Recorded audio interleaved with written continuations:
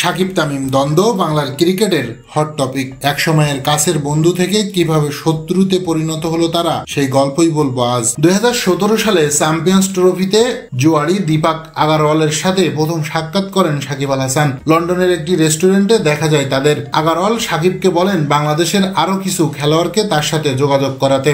সাকিব মেহেদী হাসান মিরাজকে আগারওয়ালের সাথে দেখা করতে বলেন। মিরাজ সেটা তৎকালীন ওয়ানডে সহ অধিনায়ক তামিম ইকবালকে জানান। তামিম তাৎক্ষণিক মিরাজকে তা করতে নিষেধ করেন এবং তিনি তৎকালীন বোর্ড সভাপতি নাজমুল হাসান পাপনকে জানান। নাজমুল হাসান পাপন সেটা শুনেই রেগে যান এবং বাংলাদেশ থেকে ইংল্যান্ডে হেড কোচ হাতুড়ি সিংকে নির্দেশ দেন নিউজিল্যান্ডের বিপক্ষে যেন সাকিবকে না রাখা হয়। মূলত এর পর থেকেই সাকিবের সাথে তামিমের সম্পর্কের অবনতি ঘটে, যা এখনো চলমান।